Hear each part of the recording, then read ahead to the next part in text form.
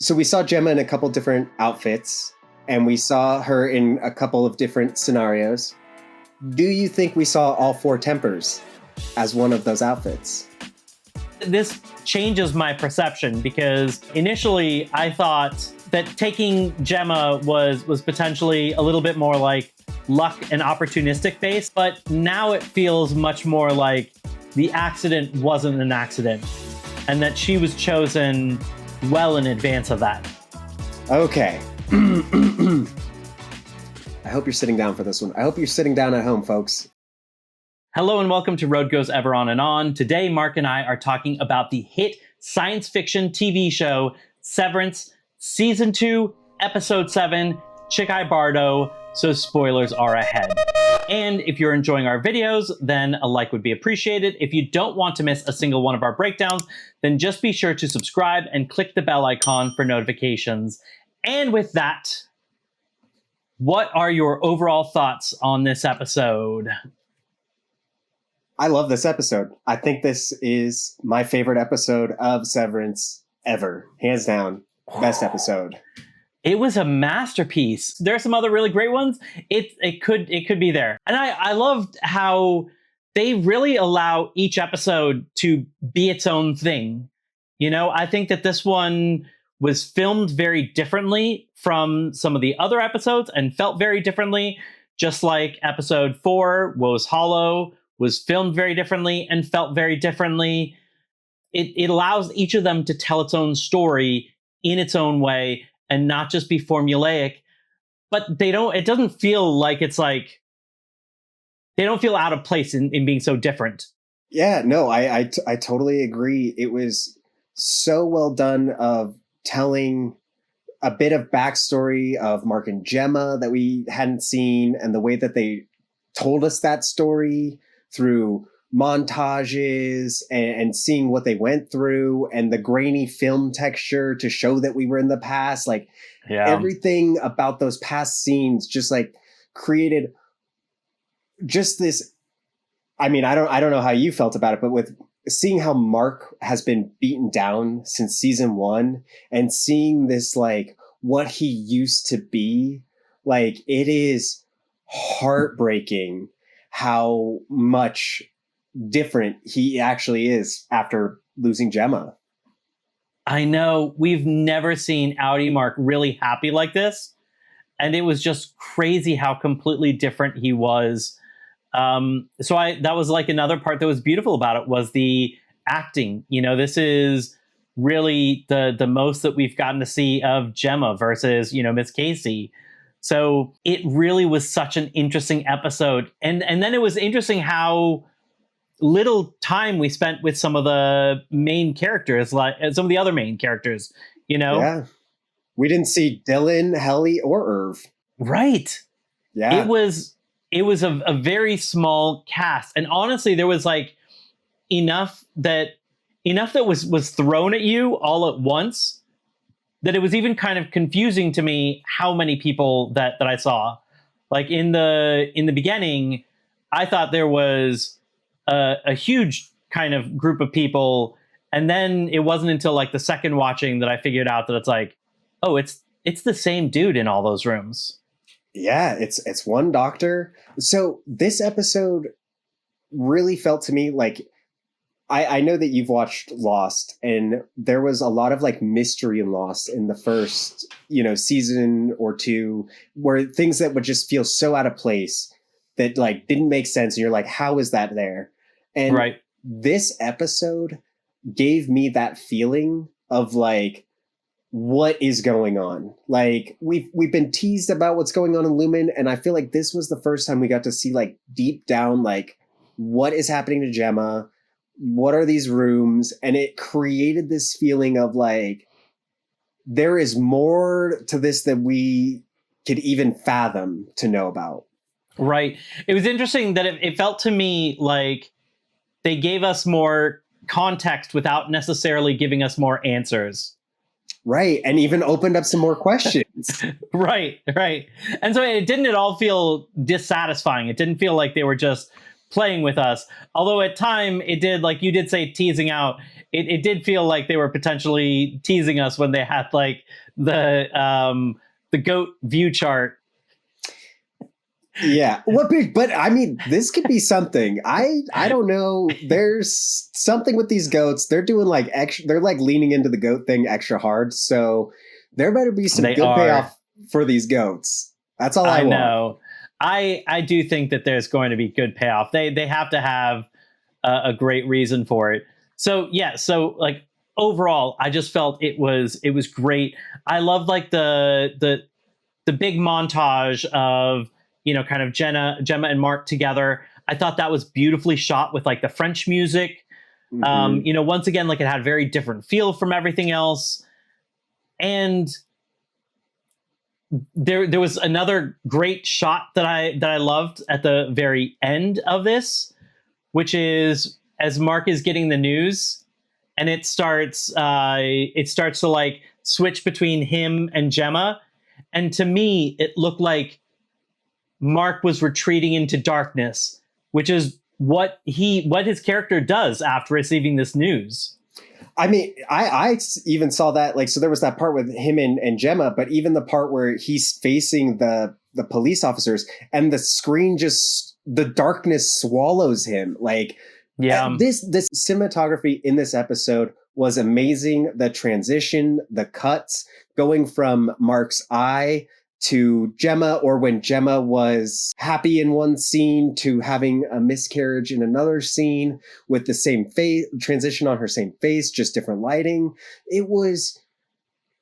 This is why it was my favorite episode. It was just so beautifully done, told this great, beautiful story, gave us a huge history of Mark and Gemma, but not like, you know, exposition of just being like, oh, this is what happened. Like, this is what their life was. They showed us what they went through. They showed us what got them to where they were, and possibly teased how Gemma got in there in the first place. Right. I think this was hands down one of the most rewarding episodes to rewatch. There is no way that you can get everything on a first watch. And if you watch it a second time, possibly a third, there is more and more that you will get, and there's more and more to love in this episode, including, I think that this one is ripe for theorizing. Ooh, doggy. Okay, I got some theories. Okay. So, before I get into the theories, I want to talk about one thing I noticed with the parts that Gemma was portraying. Okay.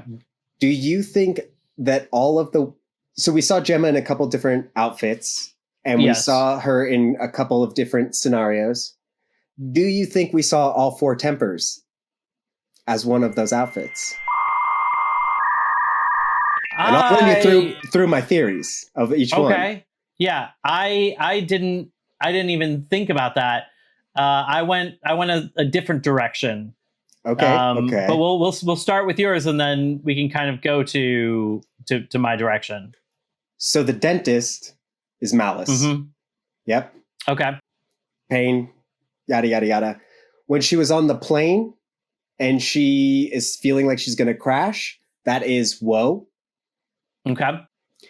When she is writing the thank you notes that Mark specifically said, hey, you hate writing thank you notes, that's Dread. Okay. And the final one, we see Gemma in a blue tracksuit. Every other outfit that she was in was like a suit or dressed fancy or a robe. And this was like a tracksuit that seemed like doing something active or a frolic, if you will. So that was just me spitballing of maybe a little thing. I don't even know if it was intentional. That's not even my full theory, because I have a full theory of why Gemma's down there, but I just noticed this, and I wanted to hear your thoughts on that.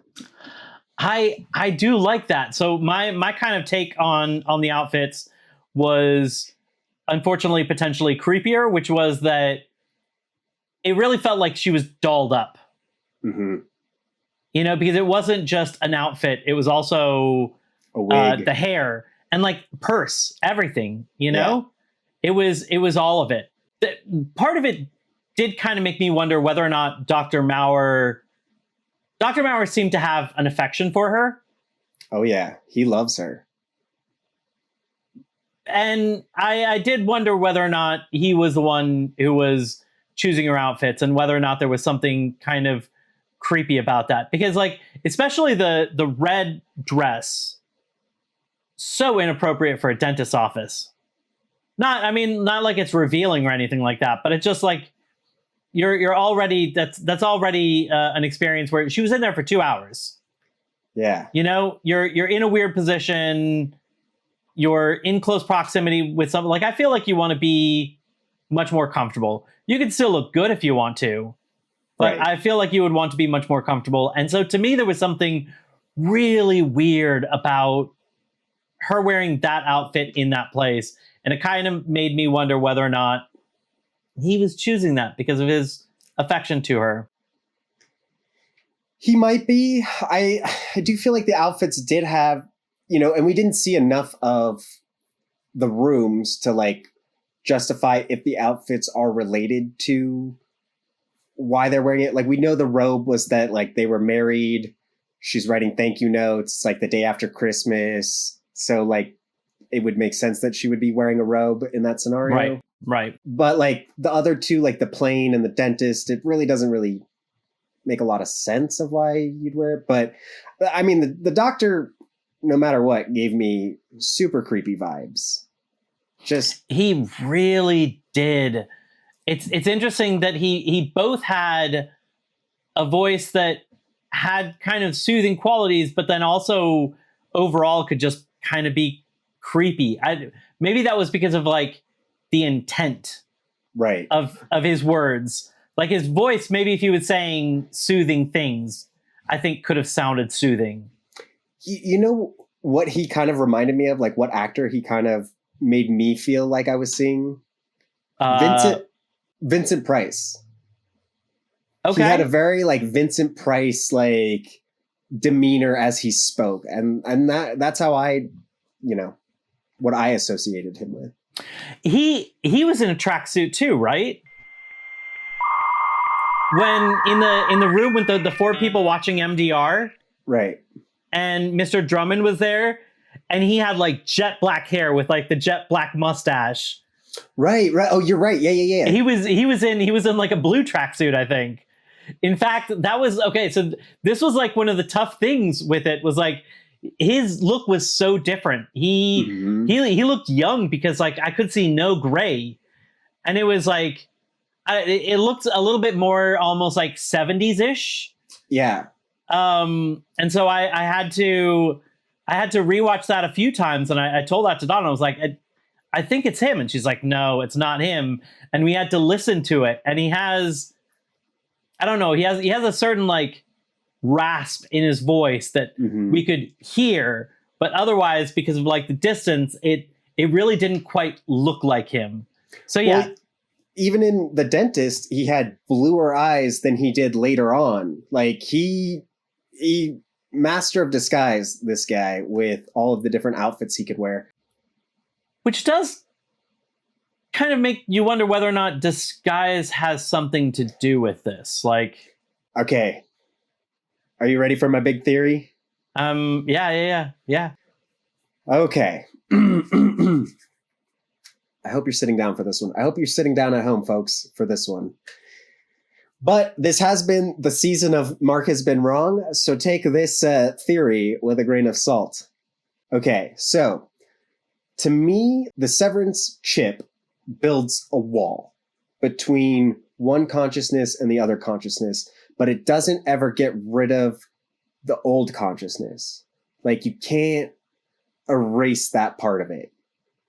What I believe is that they are trying to erase Gemma completely, her mind. And that's why Mark is so important. When Mark was building the tree, we even got a glimpse of him building that tree.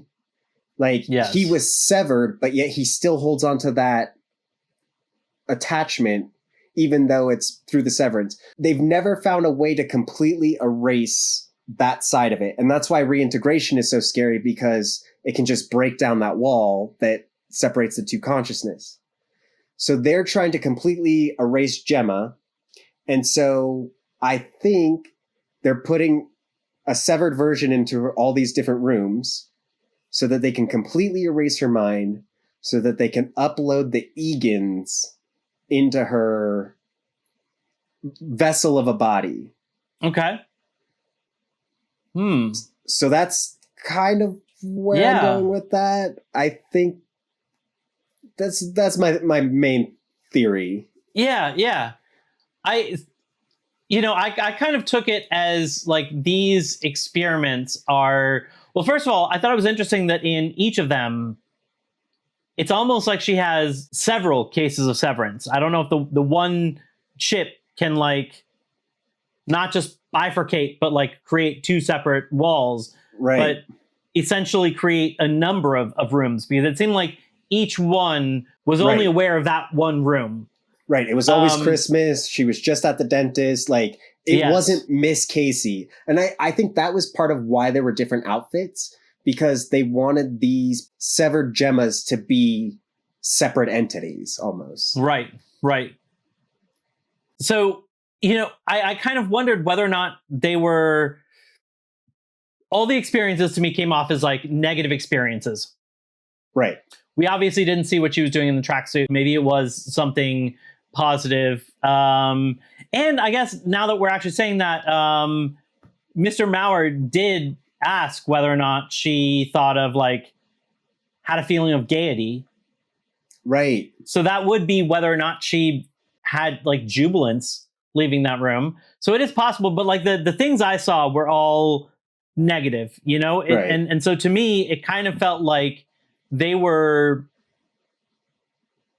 putting her through the ringer and trying to see if that severance chip could hold. I don't know if she has like an improved one they're testing or something along those lines, so that they could possibly, the second part is kind of like conjecture jumping off of that. So the first part is like whether or not the severance process is able to really hold through the worst experiences. Right. And then the second part is maybe they can use that to have her be almost like a sleeper agent that can do different things in different areas, and for that to not affect her, and that each of those could be separate and she wouldn't have access to that information. So even if she was somehow caught doing something, with the flip of a switch, that information is gone. Right. So I don't know. That's like a two-parter. There was also two other lines in this episode that make me believe what I believe. Okay. The first line, Drummond says to Dr. Maurer, he says, "When this is over, you're going to have to let her go. Or say goodbye to her," or one of the two. Yep. Which kind of gives an implication of either death or the death of a conscious or a death of an ego, which she was looking at those cards for. But the other thing is when she asks him point blank, she says, "Can I go see Mark again? When can I get out of this?" Right. And he says to her, "You will see the world again, and the world will see you." And also he was saying that what she's doing will benefit Mark greatly. So to me, if these people that are so obsessed with Kier want to bring Kier back, and they can bring Kier back into her body or whatever, that would be the world seeing Gemma, but not Gemma seeing Kier. Right. And that you will see the world again. And maybe he already thinks that she is, like, to him, she's already Kier, or a Kier adjacent. So that's my theory. I could be crazy. I don't know what the Cold Harbor is. I can definitely see like an erasing of who Gemma was. Like that part definitely, and I could see them being used as vessels. I can definitely see that she is erased, because it did seem like they were going to release her into the world, but the fact that thing was sidestepped of like, so I get to see Mark, it definitely didn't feel like, yeah, no, you're not gonna care, is kind of how that felt. Yeah. Yeah. And plus having him lie to her about Mark, I feel like, saying that he remarried, he has a daughter now. Also, the namesake of the episode, Chikhai Bardo. So, like, what I could see on this was that Bardo is, I already forgot what this comes from. Maybe Buddhism, I think, is a transitional state between death and rebirth. And that, in particular, I think sometimes it's looked at over the course of like 6 stages, with Chikhai Bardo being the 4th stage, which is the Bardo of the moment of death. So like right at the moment of death, and there would be like 2 more kind of leading to rebirth. And to me, the way that I kind of saw that, I kind of thought that, like, I wondered whether or not there was a metaphorical aspect to this, where that would actually apply to a lot of that past we're seeing, and whether or not it's like her kind of moment of death is not being able to have the baby and her relationship kind of falling apart because of it. If that was her real kind of internal death. Right. I don't feel like she was completely, like, I know that, like, the infertility thing was a heavy weight upon her. The miscarriage was a heavy weight upon her, which I think was all done by Lumen. Because I think this has all been planned by Lumen from way back when, because they were donating blood in Lumen in the very first scene of the flashback. I know they show that Lumen droplet in the donating blood, and they showed it in the fertility clinic. And Dr. Maurer was there. Dawn saw that first. Yeah. Yeah. I caught that on the first watch through. I was like, oh my God, that's him. That is him right there. Wild. Absolutely. Also, so to me, this changes my perception, because, initially I thought that taking Gemma was potentially a little bit more like luck and opportunistic based. Like, oh, there was an accident and we can keep this person alive. Why don't we experiment on her? But now it feels much more like the accident wasn't an accident, and that she was chosen well in advance of that. Yeah, I think back when they were doing the blood, like both her and Mark's blood was some connection to whatever they needed. And I think I'd have to watch this episode again, because I can't pinpoint a moment where... Have to or want to?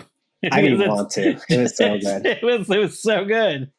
But like pinpointing a spot where they caused the miscarriage, I don't think that I necessarily found that, but there were definitely moments throughout this that felt like Lumen was guiding them to this accident and this status quo of where we're at now, with Gemma down below and Mark up above. But my question, since Gemma seems like a willing participant almost, we did see her lash out and try to escape, but like, I would think that if you were being held captive down there, you would want to get out like any other human being would. Unless, so to me, does Gemma think that there is like something positive to gain from this? Like there was a greater good of why she gave herself up to Lumen in this, and did she, with Lumen, fake the accident and have her go down below? It's interesting that you say that, because I could see that as a possibility. I really could. There was a great series of shots with a lot of hidden details. Mm-hmm. She's in like her room, right? You know, in her like wintergreen outfit, you know, and the camera pans out from there, door shuts. It looks at the ceiling, rotates. Did you see all of the like one shot details that were there? No, I didn't. So please tell me. It leaves her, the door shuts, it's looking at the door, and then it looks up and starts spinning around. And the first thing we see, trees outside at nighttime. And it kind of zooms out a little bit. Then we see like the clay tree that Mark is making. Okay, yeah, I know where you're talking about now. Yep. And then we see like a close-up of the clay tree. It starts going towards that elevator to get out of the testing floor. And then we see Mark with his hair blowing. We see the tree with the bent guardrail. And then it goes into the hall above, which is like the hall to go to the elevator to get to like the testing floor. And we see a person with their hand on like, I thought it was a person because I thought I saw like hair, and it looked like headlights were coming directly towards them. Because on a second shot, the headlights were closer. Okay. At this point, the camera has gone into like the main severed floor hallways. The camera goes sideways, and the camera is now going through the hallway sideways, and we see like the pavement with a little bit of snow on it, and then we see like snowdrift. We see kind of car lights approaching through trees. Then the whole thing goes like upside down, and we're going through the hallway upside down. We see like a view of the road. Finally, we end up finishing with like a lamp, a flower as like the random shots.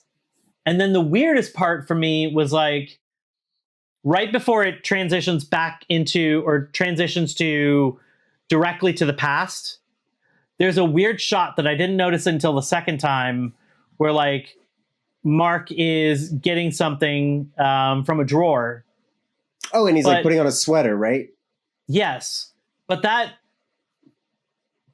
he's in a lumen hallway, but that drawer is obviously like a drawer from his house that's like cut into the hallway. So it's like a weird mismatch of like the two memories. And then when he goes into the door behind him, it transitions like fully into the past scene. But it almost looked like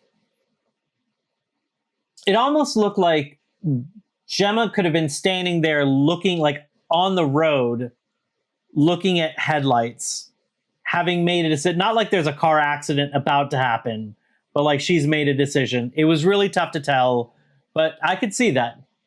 Okay, so there could be a possibility that she's willingly down there, to say the least. Or at least like she made that choice initially, and then maybe doesn't quite know how to get out, because she does need a black card to get out. And even if she gets out, the brilliant fail-safe of like she has to go through the severed floor, right? Miss Casey doesn't know that she's trying to escape. That was heartbreaking to me. I know. Miss Casey just like, she thought that maybe she wasn't going to be around anymore, and she suddenly like sees the world and she's kind of happy of it. And Mr. Milchick is like, no, go back down.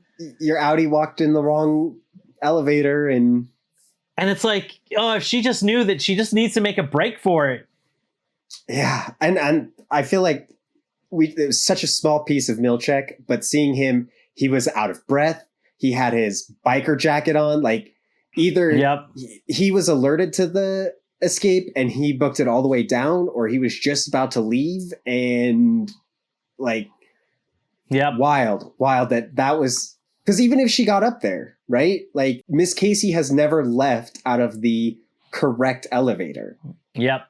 So would she even know how to get out of there? And we know that the severed floor is a hall of mazes. When I saw her running through the door, I was like, it's great, but you're not going to make it. Like, there's literally no way. You don't know. Right. This was Heartbreaking. such an emotional episode. So good. Do you have any thoughts on the names of the doors or the names of the rooms? They all look like files that have been worked on. I didn't go back through to see if they're like just Mark's files or if they belong to any of the other team, because that does kind of bring the question of like, if they're just Mark's files, is this happening to anybody else? That like, is each team member right refining a different person? Right. So I saw the Tumwater file. I couldn't remember. Oh, that's Dylan's. That's Dylan's. Right? Yes, that is. So I did see the Tumwater file down there. So before I was like looking at all the names, they just sounded like places, and I couldn't remember any off the top of my head to be like. I remembered Allentown as soon as I saw, and that's one of the first town. That was one of the first ones we saw. Uh-huh. As soon as I saw that, I was like, they're the files. I couldn't remember that one, but when I saw Tumwater, I was like, yep, I remember that. And was Dylan working on the Tumwater file, or was it Mark on the Tumwater file? I'm pretty sure. I think it was Dylan.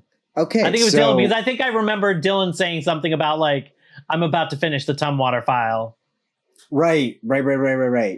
And also in all these rooms, like the Christmas room, it looked like what O&D is printing, right? Like it's printing things for these rooms. Right. Yes. Like, a lot of that stuff looked like that generic, there was like a watering can that looked like the one that we saw previously. And we saw the cards that were in O&D as well. So O&D, I think, has a lot more to do with this testing floor than, say, like Mammalia Comfort or whatever it's called. Well, I mean, they also probably make stuff for there as well. Like they probably make stuff for everywhere. Right. But yeah, definitely the stuff like on the severed floor that you want to keep. All for the testing floor. Yeah. How do you think they did the plane thing? Like she was in an airplane. Like they okay. I think. Well, was she in an airplane or was it simulated? Well, we don't know. I think I know the answer to this. How did they do the airplane? It's a 2-step process. Okay. First step, and the first step is why we don't know about it. They recruited and severed Christopher Nolan. Okay. Yep. He's amazing with practical effects. Yeah. Right? Like he literally built an entire hull that could rotate. Right. So that they could like practically have the gravity change from the floor to the side to the, to the ceiling. Right? Right. Yep. So he built this, like using practical effects, this plane on like with hydraulics. Okay. That's it. It's 2 parts and that's it. Oh, what was the second part? Then he built it. Oh, gotcha. Okay. Yeah. He directed how to build it. That makes a lot more sense, actually. He came in with his British accent and told them what to do. That explains everything. Now I understand it.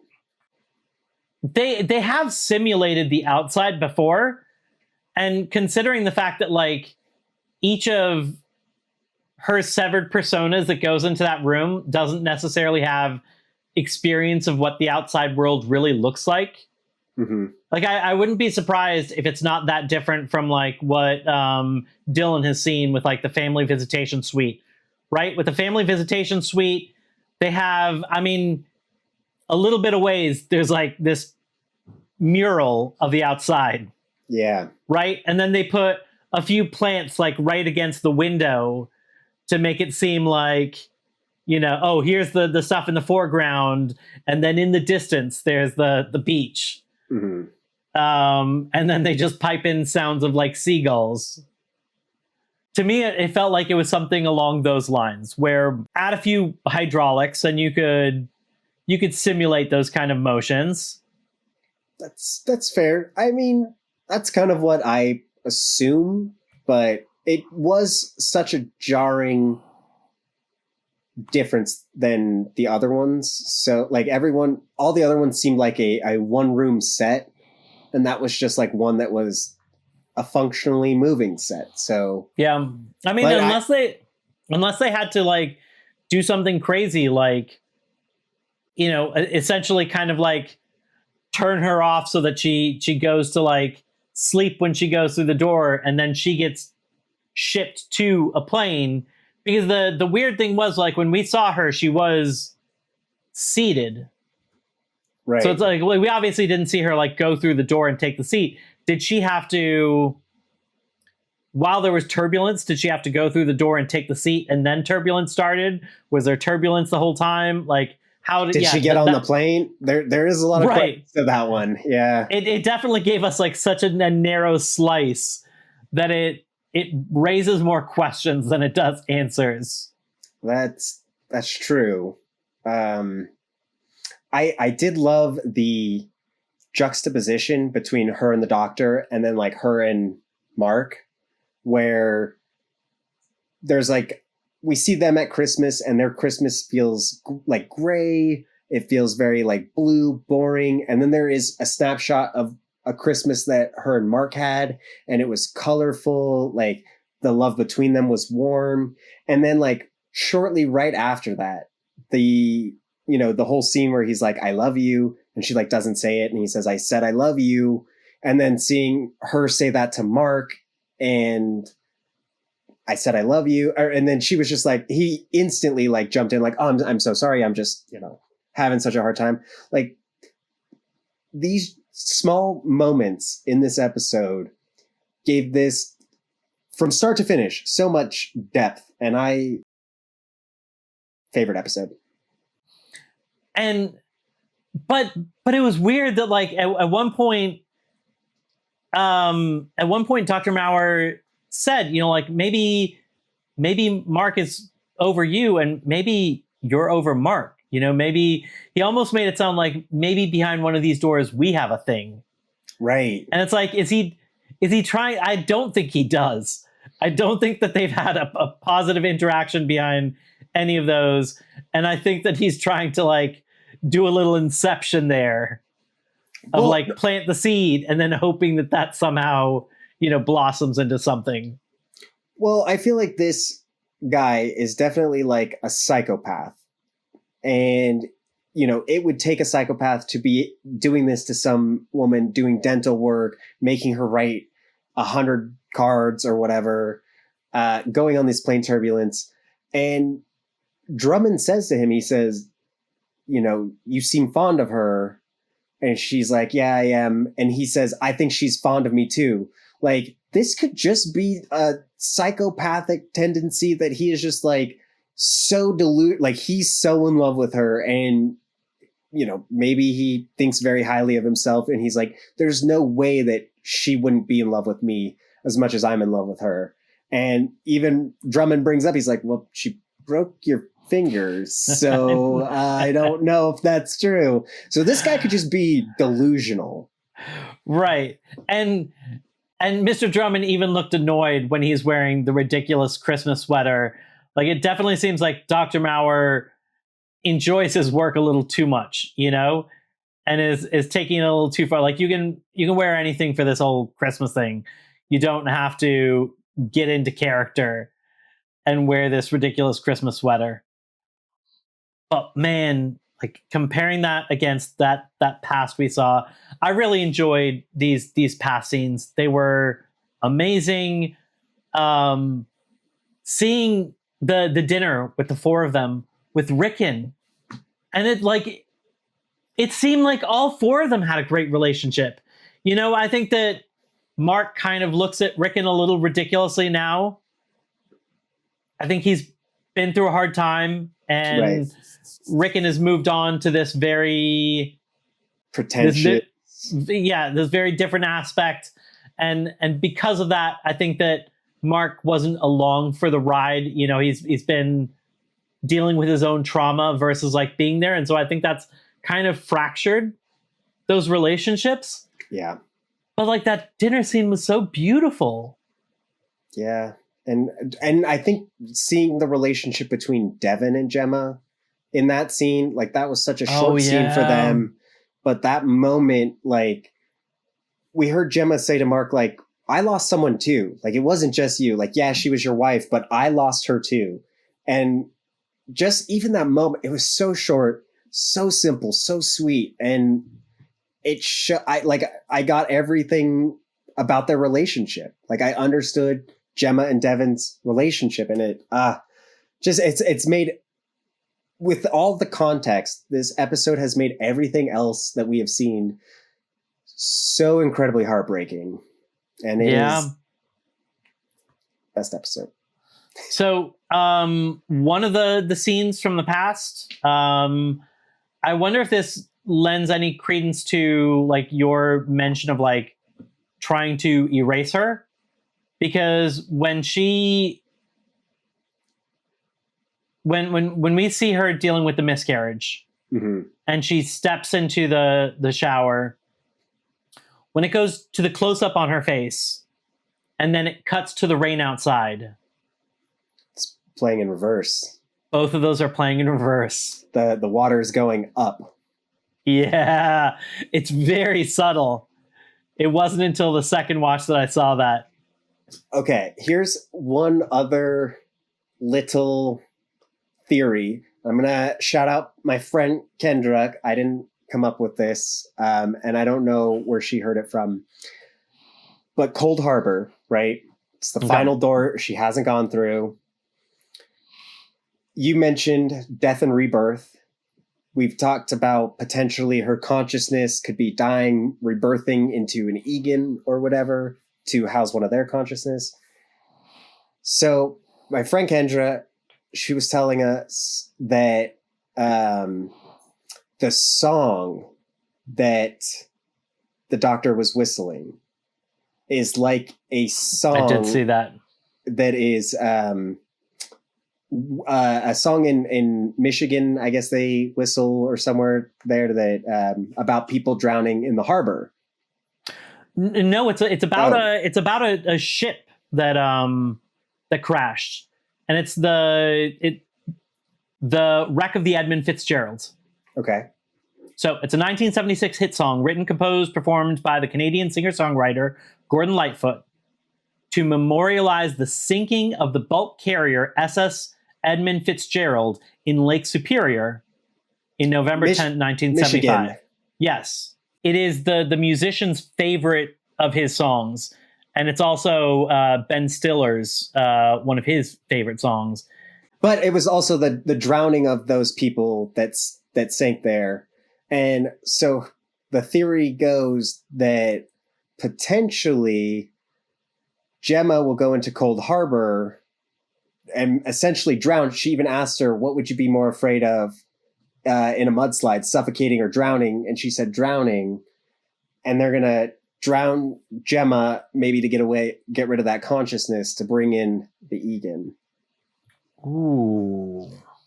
So that's potentially Cold Harbor. Ooh. Interesting. Yeah. That would certainly be the most traumatic of all of them. Yeah. So hopefully they save Gemma. You know, he's stuck on 96%. Right. Hopefully they can get to her in time. So this is what I was saying at the beginning, where it feels like this season, it's all building up to the completion of Cold Harbor. And the more that the season goes along, the more that you realize that we don't want that to happen. Yeah. You know, it's this like thing that gets closer and closer. And at 96%, there's only 3 episodes left. That's not a lot of time to not complete it. Yeah. I really don't know where this season's going to take us. What, between Mark's reintegration or, Mark's relationship with Helly, Gemma, what Gemma's going through Cold Harbor. I have no clue where this is going. And I'm terrified. I'm scared. I know. we could start losing characters. We could. I do think they confirmed one of your previous theories when Gemma was talking about Chikhai Bardo. She said, like that duck or that rabbit. Oh, yes. You had said that, behind Mr. Milchick on his desk, there's that little sculpture, and it looks like the duck or the rabbit. And I think that definitely confirms that. What if we're seeing the death of Milchick's loyalty to Lumen and the rebirth of somebody that aids Mark in stopping Cold Harbor because he got the pictures of Kier, yes, and it has now completely changed his mentality about Lumen in a way where he feels very off-put by that. So maybe he's having a death in rebirth. He does, and he's struggling with that. He's struggling with how they're responding to his leadership. So that could happen. It also, like, it definitely looked like he took his penance to heart and like really followed through on it. Right. But that just could be because he's not quite ready to like break away yet. That's fair, but it could be the whole season is his character arc. So right. We saw him kind of be a dick in the last episode, and maybe this is the part where he does a heel turn and he becomes a good guy. Right. One last thing that I'm curious about from you. Seeing the doppelgangers of the refining crew that are watching them. Yep. Were these the people that we were seeing on the Ortbo? You thought they were... I didn't think they were doppelgangers. If you look at them, okay, so they're not like one-to-one doppelgangers. But there was the one that was looking at Mark who had like long brown hair. There was the redheaded girl.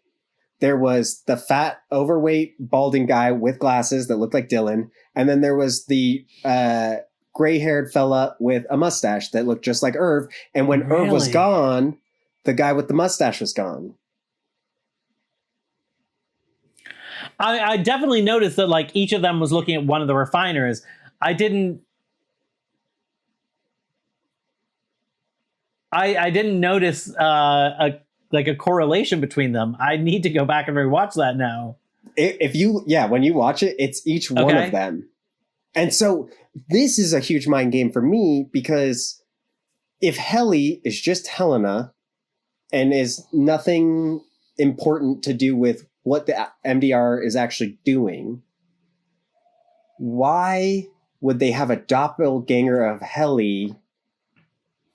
Like it blows my mind. Like it seems like they're watching their process and like they have their own job to make sure that they're refining the correct data or processing it or whatever. But it seemed odd that there was a very close resemblance to the one that is Helly.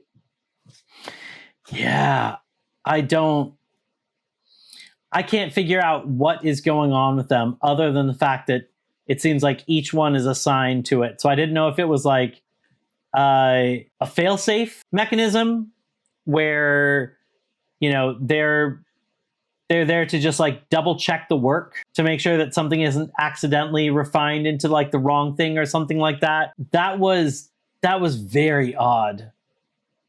Odd that they had that. And to me, that was a huge what the fuck moment of like, what are we looking at? This is crazy. And they didn't seem bothered by like Mr. Drummond and Dr. Maurer openly had their conversation in front of these people. Yeah, in the room with them, and the people seemed unfazed. Right. And it didn't even seem to be paying attention, honestly. Yeah, like they didn't even seem like they had emotions. They didn't say anything. They didn't make any facial expressions. They literally just focused at the screen and just pushed a button. And unlike MDR, they're all facing away from each other, versus being kind of like a group that, is able to have eye contact and have these moments where they interact with each other. It seems like whatever it is that they're doing, they want to encourage, just keep focusing on that and don't have any distractions. Right. That was once I saw them, I thought that's how you explain the Arpo. Like that's how we had doppelgangers of them, because these guys, not one-to-one, but like when you looked far off in the distance, they were kind of hard to see. I could see these guys being the people at the Arpo. What I told Don, what I thought about the Orpo was, I thought that was a callback to season 2, episode 1, where the 3 new refiners come in, and the 2 that work together said something about at their perpetuity wing, they have animatronics. Right. And like, I kind of thought that maybe those, maybe they're animatronics, because their movements were very simple. Right. And somewhat wooden. Like when they pointed, it was a long, slow motion. Right. As if there was like only one thing that was moving, versus a person like that can like move multiple things at once and like quickly point at something. Yeah. So I thought it was a callback to that, but you never know. And also the Orpo episode was focused on Kier and his twin. And these guys in this room looked like, not one-to-one, like clearly that guy doesn't look like Mark, but they looked like they were trying, like, it's odd because we saw the Dylan doppelganger at the door store, right?